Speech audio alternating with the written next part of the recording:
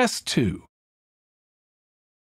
You will hear a number of different recordings and you will have to answer questions on what you hear. There will be time for you to read the instructions and questions, and you will have a chance to check your work. All the recordings will be played once only. The test is in 4 sections. At the end of the test, you will be given 10 minutes to transfer your answers to an answer sheet. Now turn to Section 1.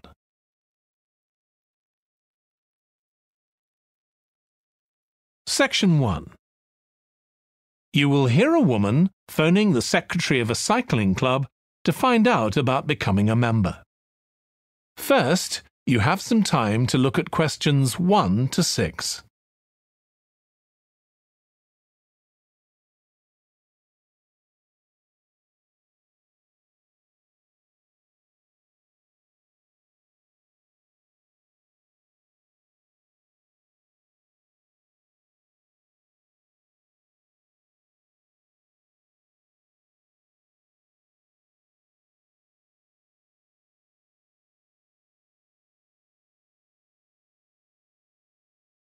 You will see that there is an example that has been done for you. On this occasion only, the conversation relating to this will be played first. Hello, South City Cycling Club. Oh, hi. I want to find out about joining the club. Right, I can help you there. I'm the club secretary and my name's Jim Hunter. Oh, hi, Jim. The club secretary's name is Jim Hunter, so Hunter has been written in the space. Now we shall begin. You should answer the questions as you listen because you will not hear the recording a second time. Listen carefully and answer questions 1 to 6. Hello, South City Cycling Club. Oh, hi. I want to find out about joining the club. Right, I can help you there. I'm the club secretary and my name's Jim Hunter. Oh, hi, Jim. So, are you interested in membership for yourself? That's right. OK, well, there are basically 2 types of adult membership. If you're pretty serious about cycling, there's the full membership. That costs $260, and that covers you not just for ordinary cycling, but also for races both here in the city and also in other parts of Australia. Right. Well, I'm not really up to that standard. I was more interested in just joining a group to do some cycling in my free time. Sure, that's why most people join. So in that case, you'd be better with the recreational membership. That's $108 if you're over 19 and $95 if you're under. I'm 25. OK. It's paid quarterly and you can upgrade it later to the full membership if you want to, of course. Now, both types of membership include the club fee of $20. They also provide insurance in case you have an accident, though we hope you won't need that, of course. No. OK, well, I'll go with the recreational membership, I think, and that allows me to join in the club activities and so on? That's right. And once you're a member of the club, you're also permitted to wear our kit when you're out cycling. It's green and white. Yes, I've seen cyclists wearing it. So can I buy that at the club? No, it's made to order by a company in Brisbane. You can find them online. They're called Jerry's. That's Jerriz. You can use your membership number to put in an order on their website. OK. Now, can you tell me a bit about the rides I can do? Sure. So we have training rides pretty well every morning, and they're a really good way of improving your cycling skills as well as your general level of fitness. But they're different levels. Level A is pretty fast. You're looking at about 30 or 35 kilometres an hour. If you can do about 25 kilometres an hour, you'd probably be level B. And then level C are the novices who stay at about 15 kilometres per hour. Right. Well, I reckon I'd be level B. So when are the sessions for that level? There are a couple each week. They're both early morning sessions. There's one on Tuesdays, and for that one you meet at 5:30 a.m, and the meeting point's the stadium. Do you know where that is? Yes, it's quite near my home, in fact. OK, and how about the other one? That's on Thursdays. It starts at the same time, but they meet at the main gate to the park. Is that the one just past the shopping mall? That's it. Before you hear the rest of the conversation, you have some time to look at questions 7 to 10.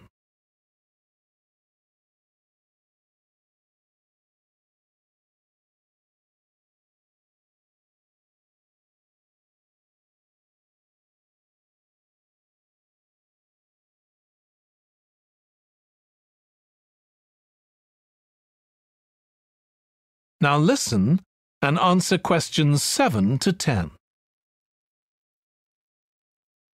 So how long are the rides? They're about an hour and a half, so if you have a job, it's easy to fit in before you go to work. And the members often go somewhere for coffee afterwards, so it's quite a social event. OK, that sounds good. I've only just moved to the city, so I don't actually know many people yet. Well, it's a great way to meet people. And does each ride have a leader? Sometimes, but not always. But you don't really need one. The group members on the ride support one another anyway. How would we know where to go? If you check the club website, you'll see that the route for each ride is clearly marked. So you can just print that out and take it along with you. It's similar from one week to another, but it's not always exactly the same. And what do I need to bring? Well, bring a bottle of water and your phone. You shouldn't use it while you're cycling, but have it with you. Right. And in winter, it's well before sunrise when we set out, so you need to make sure your bike's got lights. That's OK. Well, thanks, Jim. I'd definitely like to join. So what's the best way of going about it? That is the end of section 1. You now have half a minute to check your answers.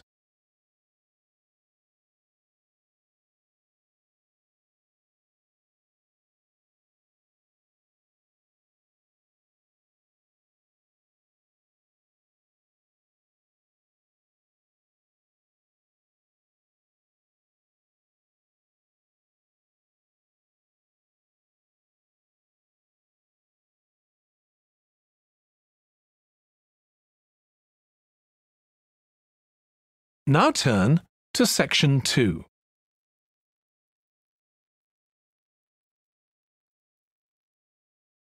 Section 2. You will hear a manager in a company talking to employees about volunteering for charity work. First, you have some time to look at questions 11 to 16.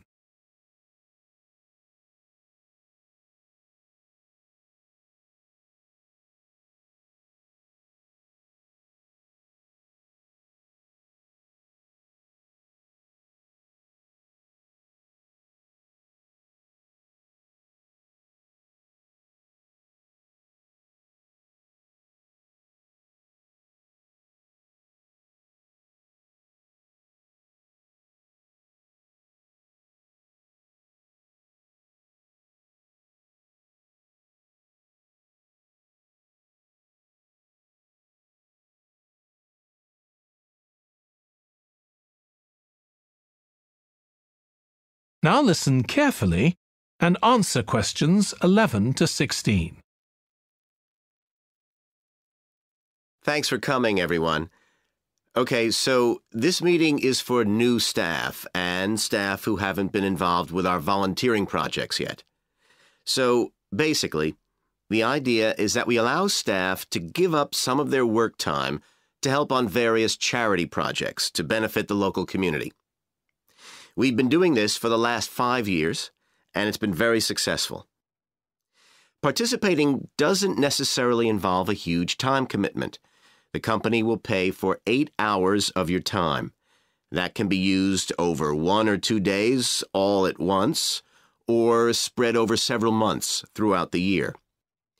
There are some staff who enjoy volunteering so much, they also give up their own free time for a couple of hours every week. It's completely up to you. Obviously, many people will have family commitments and aren't as available as other members of staff. Feedback from staff has been overwhelmingly positive. Because they felt they were doing something really useful, nearly everyone agreed that volunteering made them feel more motivated at work. They also liked building relationships with the people in the local community and felt valued by them. 1 or 2 people also said it was a good thing to have on their CVs. One particularly successful project last year was the Get Working project. This was aimed at helping unemployed people in the area get back to work. Our staff were able to help them improve their telephone skills, such as writing down messages and speaking with confidence to potential customers, which they had found quite difficult. This is something many employers look for in job applicants, and something we all do without even thinking about every day at work. We've got an exciting new project starting this year. Up until now, we've mainly focused on projects to do with education and training. And we'll continue with our reading project in schools and our work with local charities. But we've also agreed to help out on a conservation project in Redfern Park. So if any of you fancy being outside and getting your hands dirty, this is the project for you. I also wanted to mention the annual Digital Inclusion Day, which is coming up next month. The aim of this is to help older people keep up with technology. And this year, instead of hosting the event in our own training facility, we're using the ICT suite at Hill College, as it can hold far more people. We've invited over 60 people from the Silver Age Community Center to take part, so we'll need a lot of volunteers to help with this event. If you're interested in taking part, please go to the volunteering section of our website and complete the relevant form. We won't be providing any training for this, but you'll be paired with an experienced volunteer if you've never done it before. By the way, don't forget to tell your manager about any volunteering activities you decide to do. Before you hear the rest of the talk, you have some time to look at questions 17 to 20.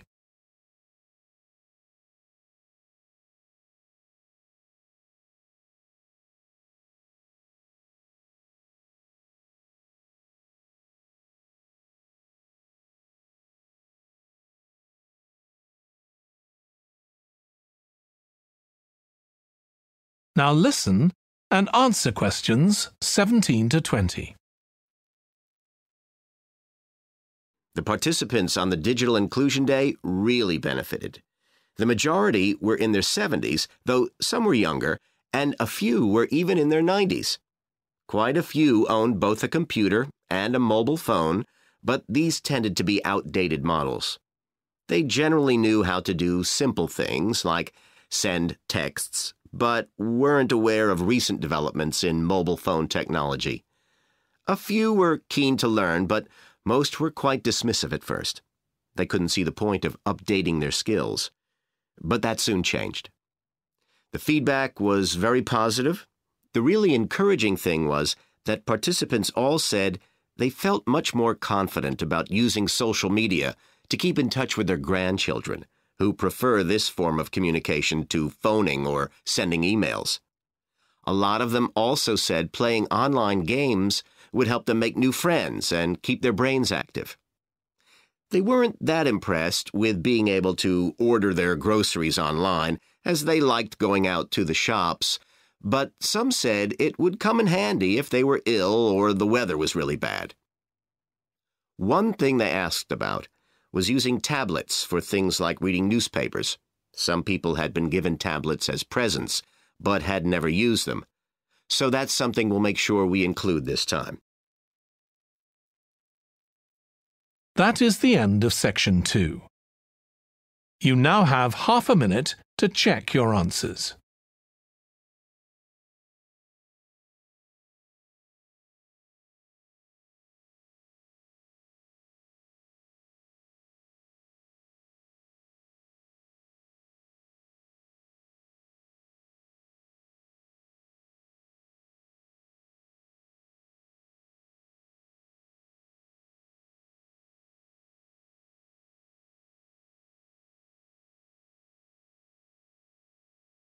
Now turn to Section 3.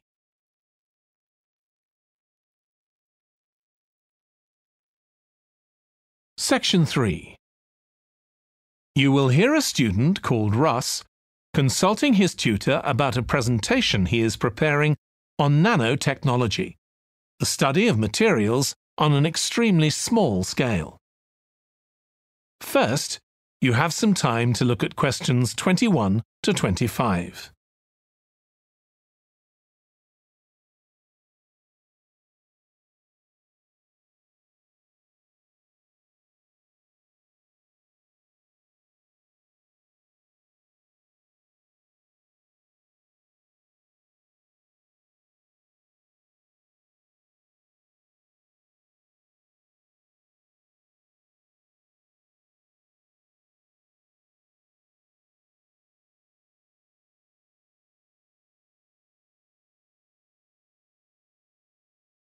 Now listen carefully and answer questions 21 to 25.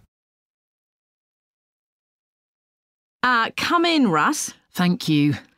Now, you wanted to consult me about your class presentation on nanotechnology. You were due to give it next week, aren't you? That's right, and I'm really struggling. I chose the topic because I didn't know much about it and wanted to learn more, but now I've read so much about it, in a way there's too much to say. I could talk for much longer than the 20 minutes I've been allocated. Should I assume the other students don't know much and give them a kind of general introduction, or should I try and make them share my fascination with a particular aspect? You could do either, but you'll need to have it clear in your own mind. Then I think I'll give an overview. OK. Now, one way of approaching this is to work through developments in chronological order. On the other hand, you could talk about the numerous ways that nanotechnology is being applied. You mean things like thin films on camera displays to make them water repellent and additives to make motorcycle helmets stronger and lighter? Exactly. Or another way would be to focus on its impact in one particular area, say medicine or space exploration. That would make it easier to focus. Perhaps I should do that. I think that would be a good idea. Right. How important is it to include slides in the presentation? They aren't essential by any means, and there's a danger of tailoring what you say to fit whatever slides you can find. While it can be good to include slides, you could end up spending too long looking for suitable ones. You might find it better to leave them out. I see. Another thing I was wondering about was how to start. I know presentations often begin with, first I'm going to talk about this, and then I'll talk about that. But I thought about asking the audience what they know about nanotechnology. That would be fine if you had an hour or two for the presentation, but you might find that you can't do anything with the answers you get, and it simply eats into the short time that's available. So maybe I should mention a particular way that nanotechnology is used to focus people's attention. That sounds sensible. What do you think I should do next? I really have to plan the presentation today and tomorrow. Well, initially, I think you should ignore all the notes you've made, take a small piece of paper and write a single short sentence that ties together the whole presentation. It can be something as simple as, nanotechnology is already improving our lives. Then start planning the content around that. You can always modify that sentence later if you need to. OK. Before you hear the rest of the discussion, you have some time to look at questions 26 to 30.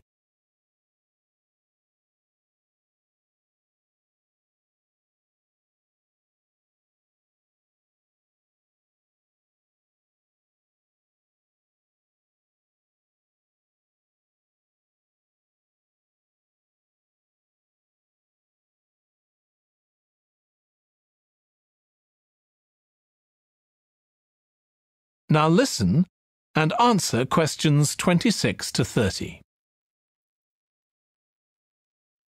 OK, now let's think about actually giving the presentation. You've only given one before, if I remember correctly, about an experiment you'd been involved in. That's right. It was pretty rubbish. Let's say it was better in some respects than in others. With regard to the structure, I felt that you ended rather abruptly, without rounding it off. Be careful not to do that in next week's presentation. OK. And you made very little eye contact with the audience because you were looking down at your notes most of the time. You need to be looking at the audience and only occasionally glancing at your notes. Your body language was a little odd. Every time you showed a slide, you turned your back on the audience so you could look at it. You should have been looking at your laptop. And you kept scratching your head, so I found myself wondering when you were next going to do that, instead of listening to what you were saying. Oh dear. What did you think of the language? I knew that not everyone was familiar with the subject, so I tried to make it as simple as I could. Yes, that came across. You used a few words that are specific to the field, but you always explained what they meant, so the audience wouldn't have had any difficulty understanding. I must say, the handouts you prepared were well thought out. They were a good summary of your presentation, which people would have been able to refer to later on, so well done on that. Thank you. Well, I hope that helps you with next week's presentation. Yes, it will. Thanks a lot. I'll look forward to seeing a big improvement then. That is the end of section 3. You now have half a minute to check your answers.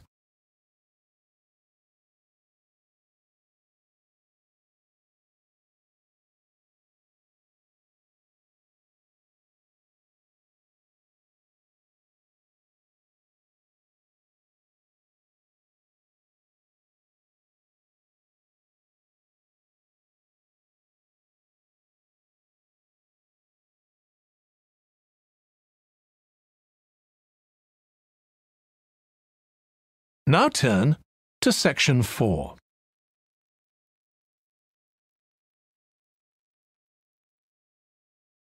Section 4. You will hear a lecturer in psychology talking about a type of memory. First, you have some time to look at questions 31 to 40.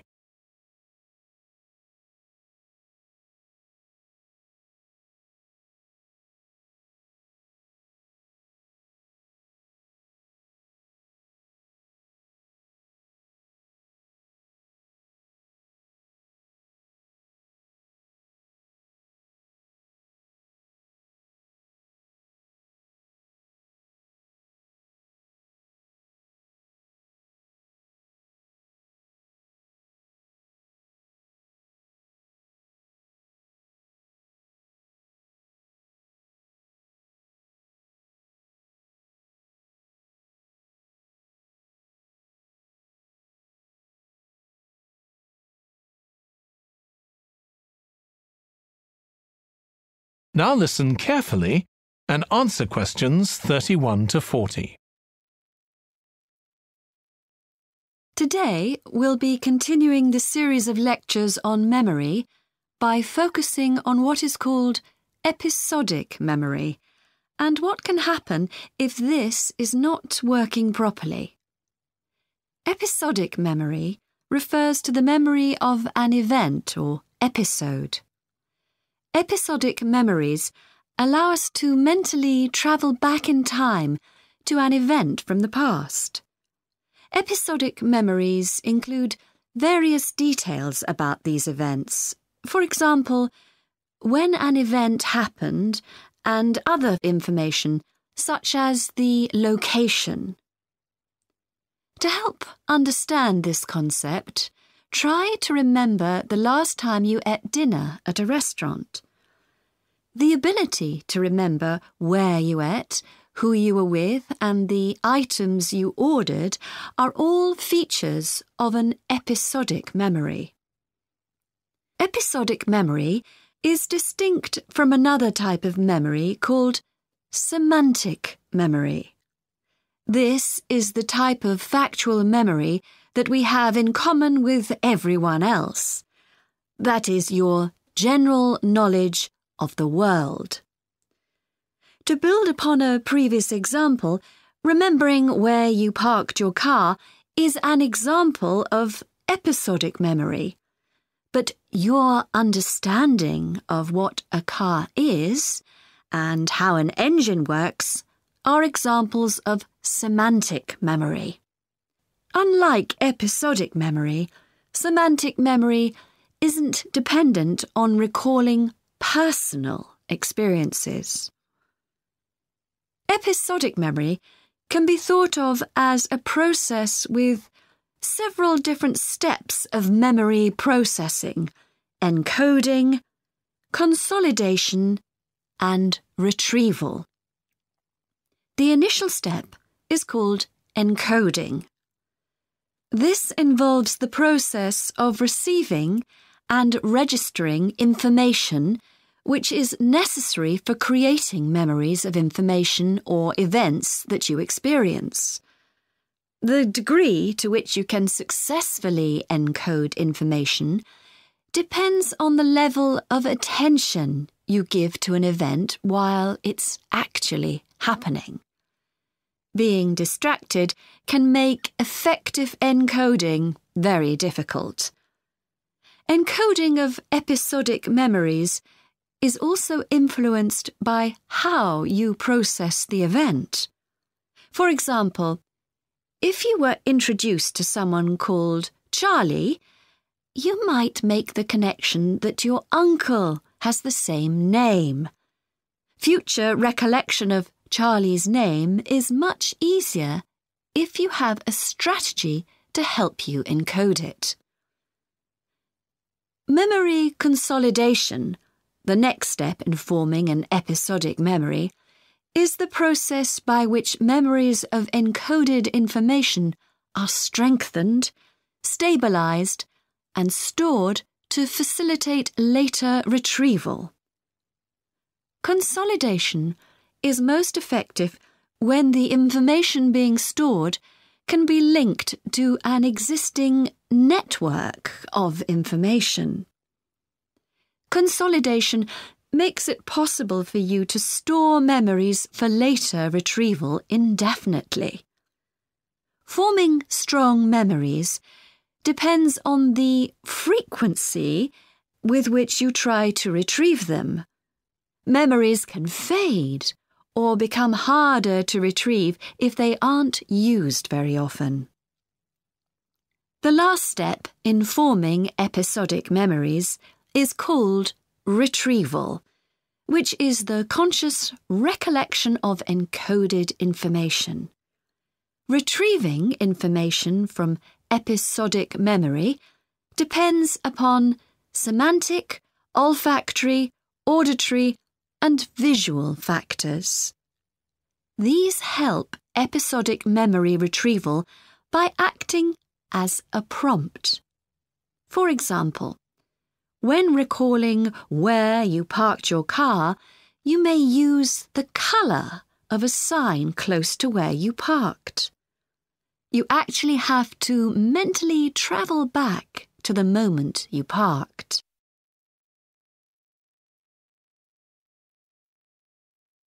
There are a wide range of neurological diseases and conditions that can affect episodic memory. These range from Alzheimer's to schizophrenia to autism. An impairment of episodic memory can have a profound effect on individuals' lives. For example, the symptoms of schizophrenia can be reasonably well controlled by medication. However, patients' episodic memory may still be impaired, and so they are often unable to return to university or work. Recent studies have shown that computer-assisted games designed to keep the brain active can help improve their episodic memory. Episodic memories can help people connect with others, for instance by sharing intimate details about their past, something individuals with autism often have problems with. This may be caused by an absence of a sense of self. This is essential for the storage of episodic memory and has been found to be impaired in children with autism. Research has shown that treatments that improve memory may also have a positive impact on children's social development. One study looked at That is the end of section 4. You now have half a minute to check your answers.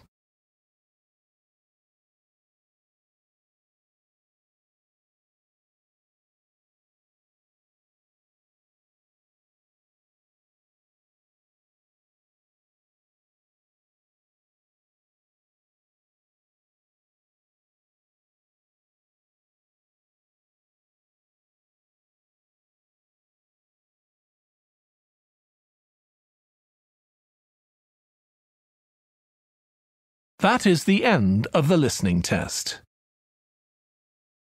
In the IELTS test, you would now have 10 minutes to transfer your answers to the answer sheet.